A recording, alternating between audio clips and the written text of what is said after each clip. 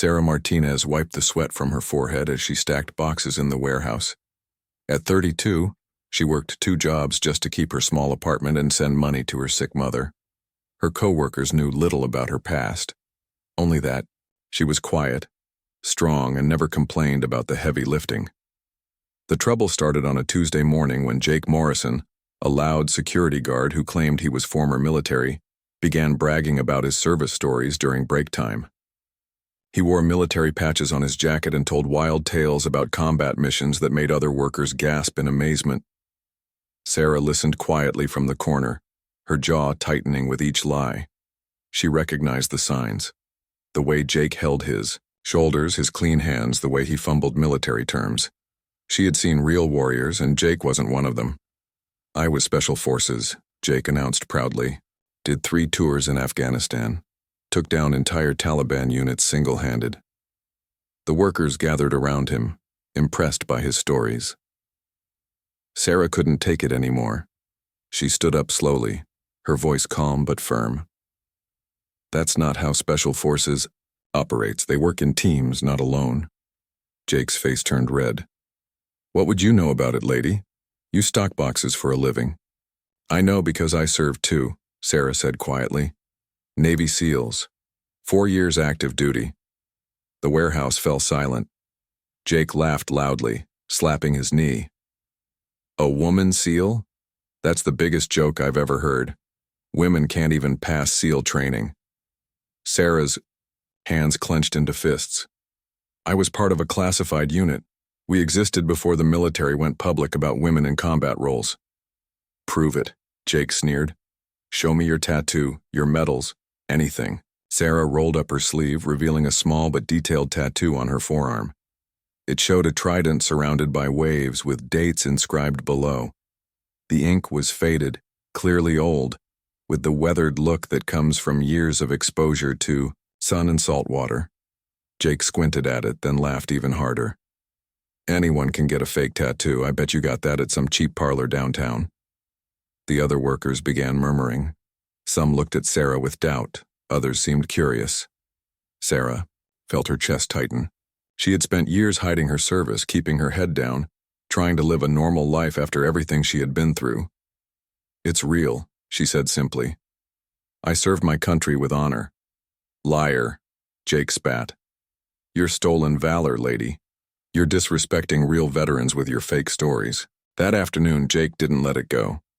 He called his cousin Tommy, who worked as a police officer. "There's this woman at my job claiming she was a Navy SEAL," he complained. "She's got some fake tattoo and everything. Isn't that illegal? Stolen valor or something?" Tommy Morrison had always looked up to his military cousin. He didn't question Jake's version of events. "Yeah, stolen valor is a federal crime. If she's lying about military service for benefits or respect, we can arrest her." The next morning, 2 police officers showed up at Sarah's workplace. She was loading a truck when they approached, their hands resting on their duty belts. "Sarah Martinez?" the taller officer asked. "Yes?" "You're under arrest for stolen valor. We have reports that you've been falsely claiming military service." Sarah's heart sank as the handcuffs clicked around her wrists. Her co-workers watched from the loading dock, some shaking their heads in disappointment, others looking confused. "I served my country," she said quietly as they led her to the patrol car. "I have the scars to prove it." But nobody was listening.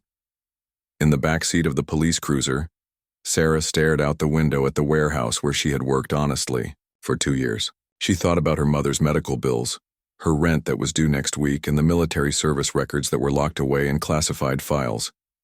Jake Morrison stood in the warehouse doorway, arms crossed, watching the police car drive, away with satisfaction.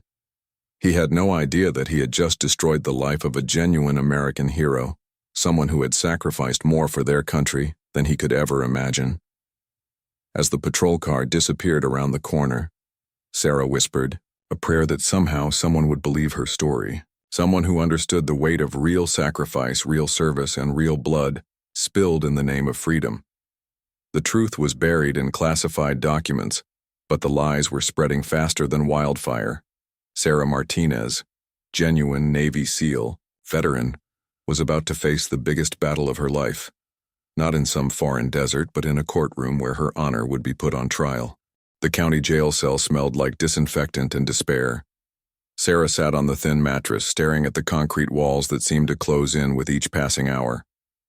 3 days had passed since her arrest, and nobody had come to visit. Her public defender, a tired-looking woman named Lisa Chen, had barely spent 10 minutes reviewing her case. "Look, Sarah," Lisa had said during their brief meeting, "the evidence is pretty clear. You don't appear in any official military databases as a SEAL. Your employment records show you worked at a diner right after high school, then various warehouse jobs. There's no gap that would indicate military service." Sarah tried to explain about classified units, about operations that didn't exist on paper, about how some veterans were scrubbed from records to protect ongoing missions. But Lisa just shook her head with the weary expression of someone who had heard every excuse imaginable. "The prosecutor has witnesses who heard you claim SEAL service. That's enough for stolen valor charges. My advice is to plead guilty and hope for community service." Meanwhile, Jake Morrison was enjoying his moment of fame. He had told the story to everyone who would listen, embellishing it each time. At the local VFW hall, he painted himself as a hero who exposed a fraud. "She had the nerve to claim she was Special Forces," he told the gathered veterans, conveniently forgetting that he had claimed the same thing. "A woman, pretending to be one of our elite warriors. I couldn't let that stand." Most of the older veterans nodded in agreement. They had seen too many pretenders over the years, people who claimed military service for discounts, respect, or sympathy.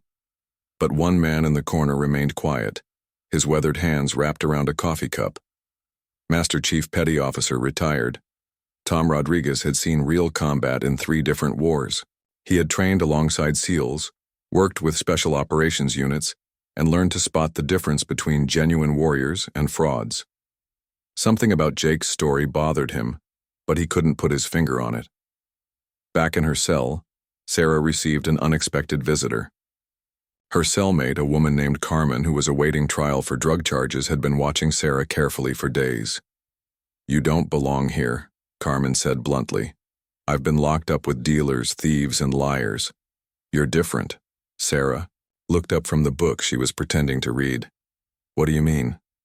"The way you stand, the way you scan rooms when you enter, how you never sleep with your back to the door.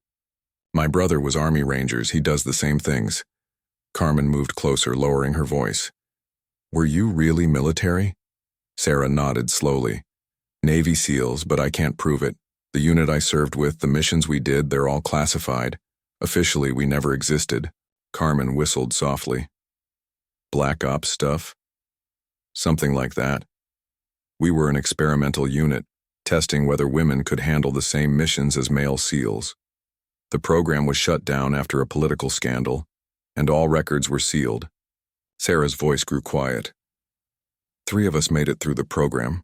One died in Syria, another in Somalia. I'm the only one left. That afternoon, Carmen used her one phone call not to contact her lawyer but to call her brother Miguel, who worked as a mechanic but still had connections in veteran networks. "Miguel, I need you to do something for me," she whispered into the jail phone. "There's a woman in here claims she was Navy SEALs. Everyone thinks she's lying, but I believe her. Her name is Sarah Martinez." Miguel Rodriguez was skeptical, but he promised to ask around. He started with his old Army buddies, then expanded to other branches. Most had never heard of women in SEAL units, but one Marine mentioned rumors he had heard years ago. There was some hush-hush program, the Marine told him. Female operators working missions that regular units couldn't handle, but it got shut down quick, and everyone involved got NDAs thicker than phone books. The information was vague, but it was something. Miguel decided to take it to someone with real connections, someone who might be able to dig deeper into classified records. He drove across town to a small gun shop owned by his old sergeant, Master Chief Tom Rodriguez, the same man who had been listening to Jake Morrison's stories at the VFW hall. "Chief, I need to ask you about something," Miguel said, explaining his sister's situation and Sarah's claims. Tom Rodriguez set down the rifle he was cleaning and looked Miguel in the eye. "Son, I've heard whispers about programs like that over the years. Most of them were just rumors, but some... He paused, thinking. There was something about 5 years back. Heard it from a SEAL commander who had too many drinks at a retirement party. What did he say? That they had run an experimental program, female SEALs who could go places and do things that male operators couldn't. But politics shut it down, and everyone involved got buried under classification levels that would make the CIA jealous. Tom Rodriguez made a decision that would change everything. Give me her full name and service details. I'm going to make some calls to people who owe me favors. If this woman is the real deal, she doesn't deserve to rot in jail while some fake warrior gets celebrated as a hero. As the sun set over the county jail, Sarah Martinez had no idea that wheels were beginning to turn in her favor. A retired master chief was about to use 30 years of military connections to uncover a truth that had been buried beneath layers of classified documents and government secrecy. The battle for her freedom was just beginning, and this time, she wouldn't be fighting alone. Master Chief Tom Rodriguez sat in his small office behind the gun shop, a secure phone in one hand and a notepad covered in military abbreviations in the other. He had spent the entire morning calling in favors from contacts scattered across the military intelligence community. His first call was to Captain Steve Walsh, a Navy intelligence officer he had served with in Iraq. Walsh was cautious at first, unwilling to discuss classified operations over the phone, but Tom's reputation opened doors. Tom, what you're asking about, it's buried deeper than most people have clearance for, Walsh said carefully. But I remember something. Project Neptune's daughters. It was a joint SOCOM operation, lasted maybe 18 months before someone in Congress got nervous. Can you confirm if a Sarah Martinez was part of it? There was a long pause. I can't confirm names over this line, but I can tell you that the personnel files for that operation are locked in a vault that requires presidential authorization to access. If someone was part of that program, their service records would be completely classified. Tom felt his pulse quicken. This was the break he needed. Steve, there's a woman sitting in county jail right now because nobody believes she served. If she was part of this program, she's being prosecuted for telling the truth. Jesus, Tom. Give me 12 hours. I need to make some very careful calls. Meanwhile, Sarah's situation was getting worse.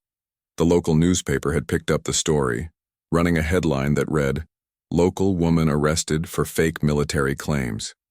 The article painted her as a fraud who disrespected genuine veterans, and the comment section was filled with angry responses from the community. Jake Morrison was quoted extensively, describing himself as a concerned veteran who couldn't stand to see military service dishonored. The article mentioned his own military background without question, accepting his claims at face value. Sarah's public defender, Lisa Chen, visited her again with bad news.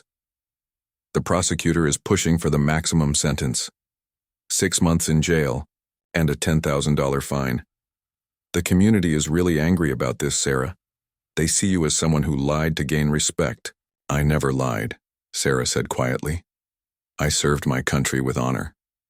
Lisa sighed. Look, I believe you think you're telling the truth. Maybe you convinced yourself over the years that some military training program you attended was more than it actually was.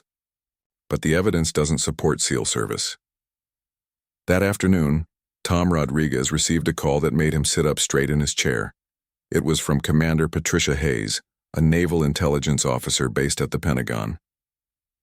Master Chief Rodriguez, I understand you're asking questions about Project Neptune's daughters, she said in a crisp, professional tone. Yes, ma'am. There's a woman in jail who claims she served in that unit, and I believe she's telling the truth. What's her name? Sarah Martinez. She has a trident tattoo with dates that match the time frame Captain Walsh mentioned. There was silence on the line for so long that Tom thought the call had been disconnected. Finally, Commander Hayes spoke again, her voice carefully controlled. Master Chief, I need you to understand something very clearly. What I'm about to tell you is classified at the highest levels. Project Neptune's Daughters was a Black Ops program that never officially existed. 3 women completed the program. 2 are dead. The third has been living under deep cover for national security reasons. Tom's hand tightened on the phone. Are you telling me Sarah Martinez is legitimate? I'm telling you that if someone claiming To be Sarah Martinez is sitting in a county jail. Then we have a major security breach and a decorated veteran who has been wrongly imprisoned. Within an hour, Tom's phone was ringing constantly. Military personnel from multiple branches were calling, each asking careful questions about Sarah's situation. The wheels of military bureaucracy were beginning to turn, but slowly, like a massive machine that hadn't been used in years. At the jail, Sarah was surprised when a guard called her name. "Martinez, you have a visitor." She expected to see her public defender again, but instead found herself facing a tall woman in a Navy uniform with commander's stripes. The woman's face was serious, her eyes sharp and assessing. "Petty Officer Martinez," Commander Hayes said formally. "Or should I say, former Petty Officer First Class Martinez, Naval Special Warfare Development Group." Sarah's breath caught in her throat. Nobody had called her by her correct rank in 5 years. "Ma'am, I need you to tell me about Operation Sandstorm," the commander said quietly. Sarah felt tears spring to her eyes. Operation Sandstorm had been her final mission, the one that had ended with her unit being disbanded and her service records sealed. Only someone with the highest security clearance would know that name. "We infiltrated a terrorist cell in Pakistan," Sarah said, her voice barely a whisper. "Intelligence suggested they were planning attacks on American soil. My team spent 6 months undercover, gathering information and identifying key targets." Commander Hayes nodded. "And how did the operation end?" "We neutralized the threat, but during extraction, our cover was blown. Local forces engaged us. Petty Officer Janet Kim was killed. Petty Officer Maria Santos was wounded but made it out.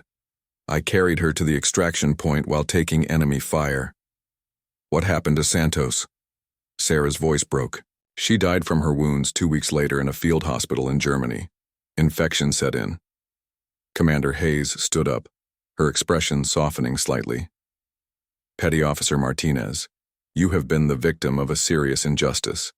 Your service record is exemplary, and your sacrifice for this country has never been forgotten by those who matter. But I'm still in jail, ma'am. Nobody believes me." "That's about to change," the commander said firmly.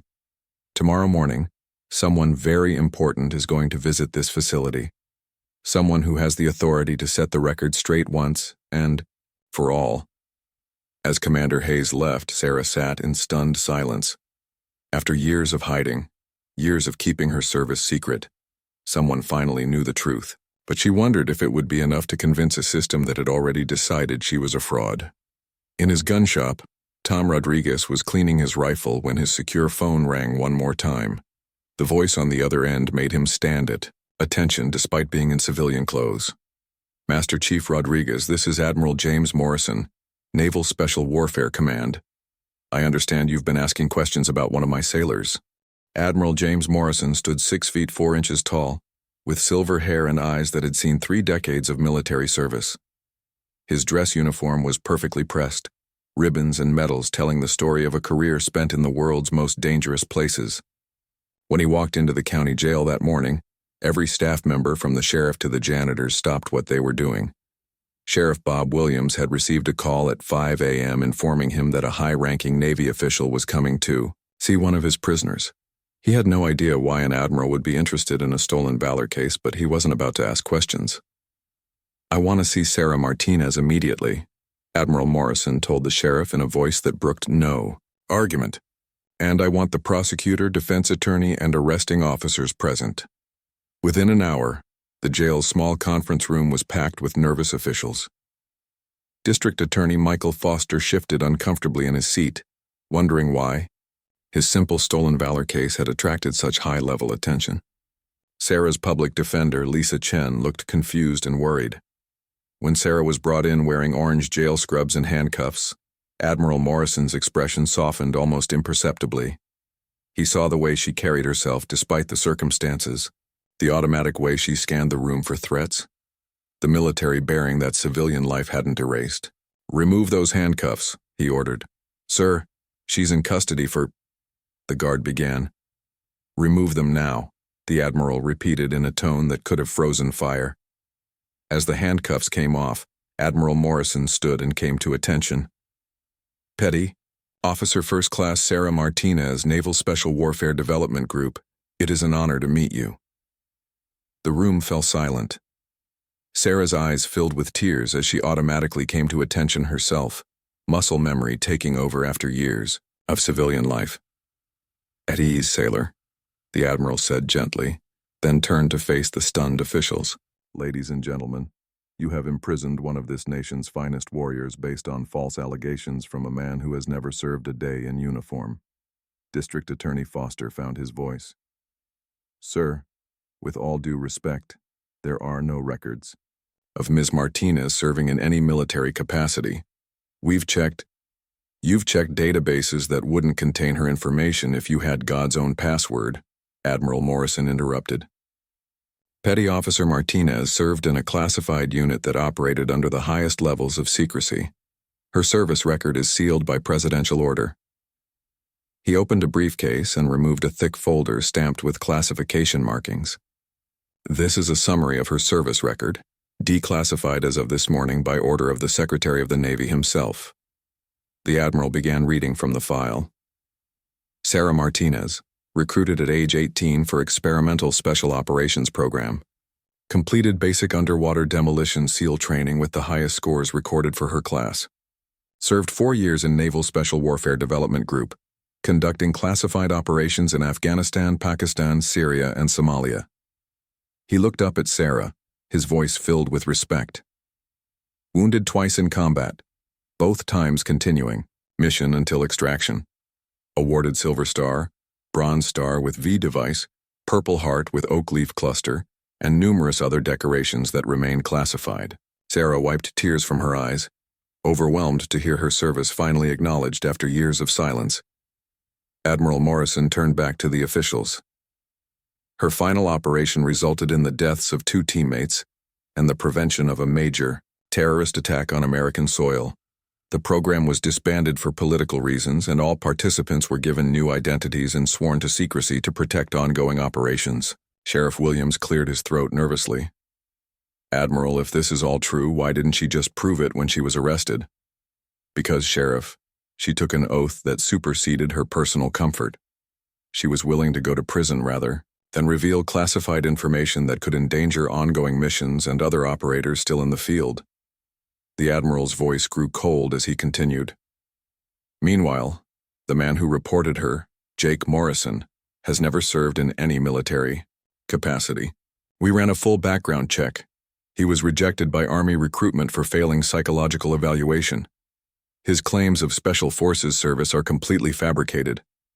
District Attorney Foster looked like he might be sick. Admiral, we had no way of knowing. You had no way of knowing because you didn't bother to investigate properly. Admiral Morrison cut him off. You took the word of a fraud over a decorated veteran. You allowed public opinion and media pressure to replace due process. He turned to Sarah's public defender. Ms. Chen, your client's charges will be dropped immediately. Furthermore, the Navy Judge Advocate General's office will be filing a civil rights lawsuit against this jurisdiction for the wrongful imprisonment of a veteran. Lisa Chen nodded mutely, still processing the revelation that her client was exactly who she claimed to be. Admiral Morrison addressed Sarah directly. Petty Officer Martinez, on behalf of the United States Navy and a grateful nation, I apologize for what you have endured. Your sacrifice and service will never be forgotten by those who truly matter. Sarah stood at attention. Thank you, sir. But I have a request. Name it. I want Jake Morrison prosecuted for stolen valor. If I have to face consequences for telling the truth, he should face them for telling lies. Admiral Morrison smiled grimly. That's already in motion. Federal agents are arresting Mr. Morrison as we speak. His false claims of military service, combined with his role in your wrongful imprisonment, constitute multiple federal crimes. As the meeting ended and Sarah's charges were officially dropped, word spread quickly through the jail. Inmates and guards alike looked at her with new respect, realizing they had been sharing space with a genuine American hero. Outside the jail, news crews were gathering. The story was about to explode across national media, but this time with a very different narrative. The woman who had been portrayed as a fraud was about to be revealed as one of the military's most elite warriors, wrongfully imprisoned by a system that failed her. As Sarah walked out of the county jail a free woman, Admiral Morrison walked beside her, his presence ensuring that everyone understood exactly who they were looking at. "What happens now, sir?" Sarah asked. "Now, Petty Officer Martinez, we make sure this never happens to another veteran. Your story is going to change how this country treats the women and men who serve in the shadows." The truth was finally free, and it was about to shake the foundations of a system that had nearly destroyed an American hero. The news exploded across every major network within hours. Decorated Navy SEAL wrongfully imprisoned scrolled across CNN's breaking news ticker. Fox News led with, "Hero veteran jailed while fraud walks free." Social media erupted with outrage and support for Sarah Martinez.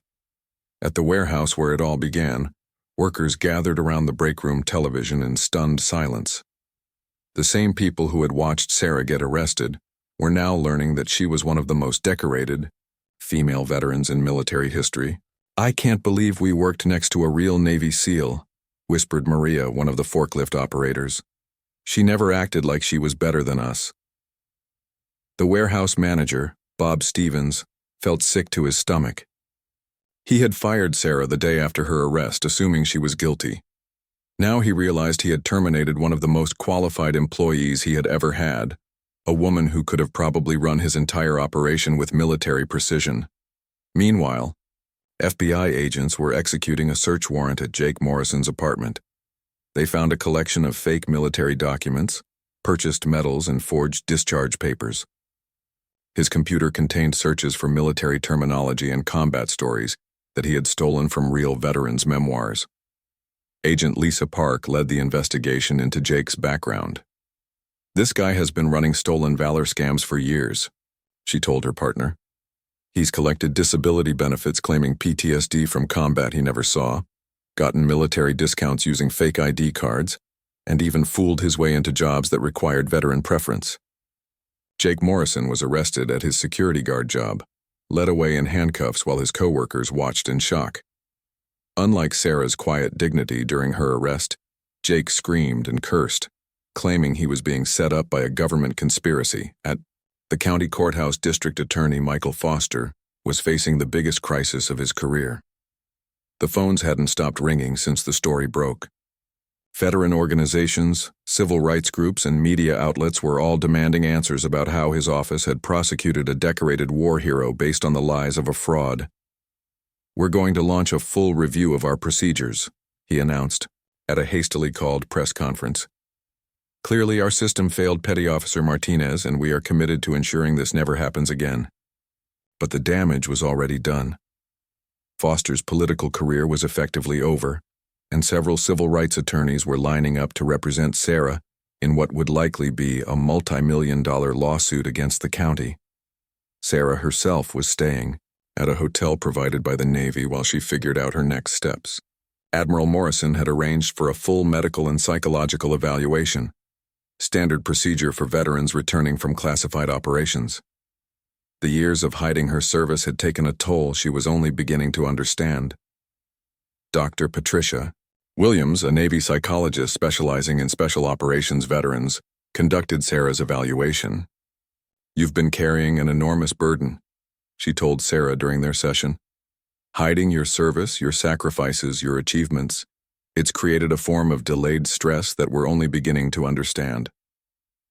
"I just did what I was told to do," Sarah replied. "The mission came first. That loyalty is admirable, but you're a civilian now. You don't have to hide anymore."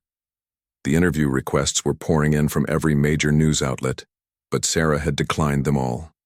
She wasn't ready to tell her story publicly, not yet. The wounds of her imprisonment were still too fresh, and the classified nature of some of her missions meant she couldn't share many details anyway. Master Chief Tom Rodriguez visited Sarah at her hotel, bringing coffee and the respect of a fellow warrior. "You know, you've started something bigger than just clearing your name," he told her. "What do you mean?" "There are other veterans out there, men and women who served in classified units, who've been afraid to seek help or benefits because Their service can't be verified through normal channels. Your case is going to force the system to find better ways to support warriors who served in the shadows. Tom was right. Within days of Sarah's story breaking, the Department of Veterans Affairs announced a new protocol for handling cases involving classified service records. A special board would be established to review claims from veterans whose service couldn't be verified through normal databases. The VFW hall where Jake Morrison had been telling his lies held an emergency meeting. The members were embarrassed and angry that they had been fooled by a fraud while dismissing a real hero. They voted unanimously to establish the Sarah Martinez Award for Valor, to be given annually to a veteran whose service had gone unrecognized. At the warehouse, a remarkable thing happened. The workers, led by forklift operator Maria Santos, organized a petition demanding that Sarah be rehired with back pay and a formal apology. They raised money for flowers and a card, expressing their regret for not supporting her during the ordeal. Bob Stevens, the warehouse manager, drove to Sarah's hotel personally to deliver the apology and job offer. "Ms. Martinez, I failed you as an employer and as a human being," he said, his voice thick with emotion. "If you'll have us back, we'd be honored to have you on our team." Sarah was touched by the gesture, but she had already made a decision about her future. "Thank you, Bob. That means more than you know. But I think my path leads somewhere else now." Admiral Morrison had made her an offer that would change her life. The Navy wanted her to help design training programs for female special operations candidates. Her experience could help other women follow in her footsteps, but officially this time, with full recognition and support. "The military has changed since you served," Admiral Morrison had explained. "Women are now officially part of special operations. Your expertise could help us train the next generation of female warriors." Sarah was considering the offer carefully. Part of her wanted to retreat from public attention, to find another quiet job in another anonymous town. But another part of her, the part that had carried wounded teammates to safety and completed missions despite impossible odds, knew that her fight wasn't over. The little girl who had dreamed of serving her country had grown into a woman who had done so with extraordinary distinction. Now she had the chance to help other young women achieve the same dream, but without the secrecy and isolation that had defined her own service. As she sat in her hotel room, looking at the city lights below, Sarah Martinez began to plan her next mission. This time, it wouldn't be in some foreign desert or hostile territory. This time, she would be fighting for the women who would come after her, ensuring they would never have to hide their service or sacrifice their recognition for their country's security. The warrior who had been silenced by classification levels and hidden by government secrecy was about to become a voice for change, and her story was just beginning. 6 months later, Sarah Martinez stood before a packed auditorium at the Naval Special Warfare Center in Coronado, California. She wore her Navy dress uniform for the first time in 5 years, her chest heavy with ribbons and medals that could finally see daylight. The audience was filled with active duty SEALs, aspiring female operators, and military leadership from across the country. "Ladies and gentlemen," Admiral Morrison announced from the podium, "it is my honor to introduce the first female graduate of Naval Special Warfare Development Group, Petty Officer First Class Sarah Martinez." The applause was thunderous. These were the hardest warriors in the military, men and women who rarely showed emotion, giving a standing ovation to someone they now recognized as one of their own. Sarah took the podium, her voice steady despite the magnitude of the moment. 6 months ago, I was in a county jail cell, branded as a fraud by people who had never served a day in uniform. Today, I stand before you not as someone seeking sympathy, but as someone who has learned that the truth always finds a way to surface. In the audience, Master Chief Tom Rodriguez wiped tears from his eyes. His phone calls and determination had started the chain of events that led to this moment. Beside him sat Carmen Rodriguez, recently released from jail and now working as a counselor for at-risk youth, her life turned around by witnessing Sarah's strength and integrity.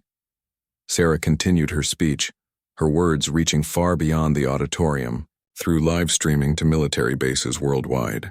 "I spent years hiding my service, believing that secrecy was more important than recognition. But I learned something important during those dark days in jail. We don't serve for recognition, but our service deserves recognition, not for us, but for those who come after us. The program Sarah had helped design was already showing results. 12 women were currently in various stages of SEAL training, and for the first time in military history, they wouldn't have to hide their achievements or pretend their service never happened. In a federal courthouse 300 miles away, Jake Morrison was being sentenced for multiple counts of stolen valor, fraud, and filing false police reports. The judge showed no mercy for a man who had destroyed lives with his lies while posing as a hero. He could never be. Mr. Morrison, your actions represent the worst kind of betrayal, Judge Patricia Hayes said as she pronounced sentence. You have dishonored genuine veterans while living a lie. The court sentences you to 3 years in federal prison and orders you to pay full restitution to Petty Officer Martinez for her wrongful imprisonment. Jake's cousin, Police Officer Tommy Morrison, had also faced consequences.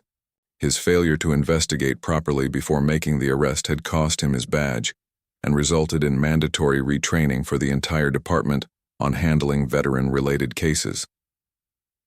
Back in Coronado, Sarah was presenting the new protocols that would protect other classified veterans from facing what she had endured. No veteran should ever have to choose between protecting classified information and protecting their freedom, she declared. The system we're implementing today will ensure that service members who operate in the shadows will never be abandoned by the very country they've sworn to protect. The new system was elegant in its simplicity. Veterans with classified service records would receive special identification cards that could be verified through secure channels without revealing operational details. Law enforcement agencies would be trained to recognize these credentials and contact appropriate military liaisons before making arrests based on stolen valor claims. After her presentation, Sarah was approached by Lieutenant Jessica Chen, one of the women currently in SEAL training. Ma'am, I just wanted to thank you, the young officer said. Because of your sacrifice, I don't have to hide what I'm trying to become. Sarah smiled, remembering her own younger self, full of determination and dreams. Just remember, Lieutenant, the hardest battles aren't always fought with bullets.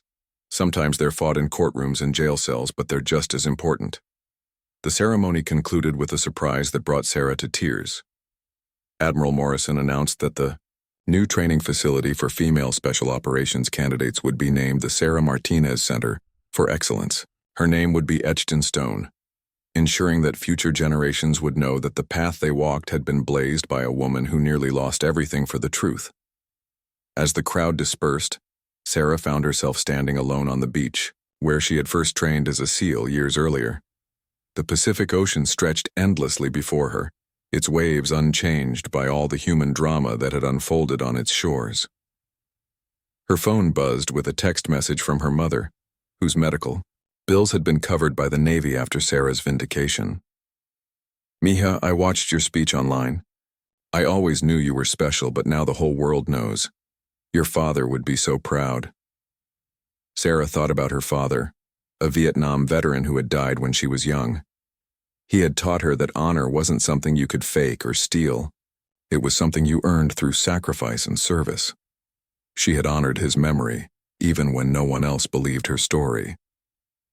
A year later, the warehouse where Sarah's ordeal began had been transformed. The break room that had witnessed Jake Morrison's lies now displayed a framed photo of Sarah in her dress uniform, along with a plaque reading, "In honor of all veterans who serve in silence."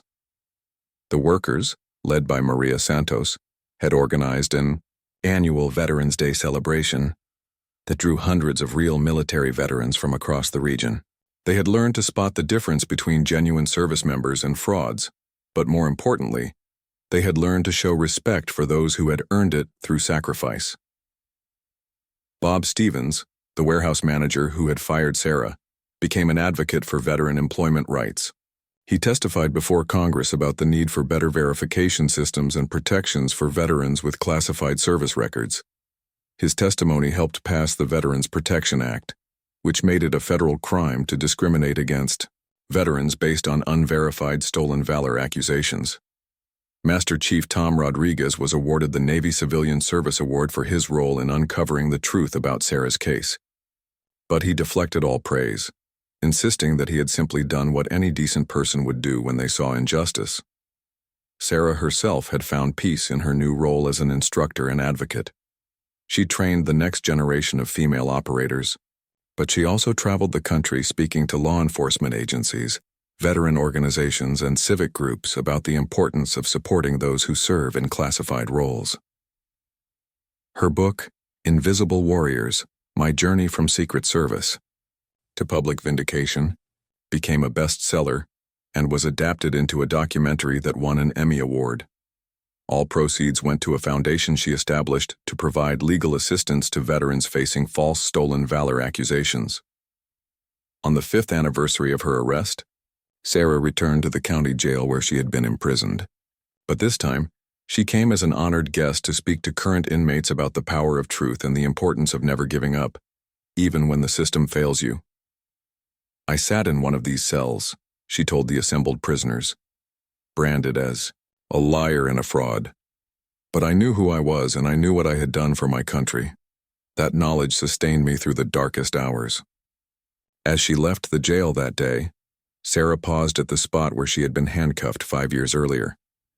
The concrete was the same, the building unchanged, but everything else had transformed.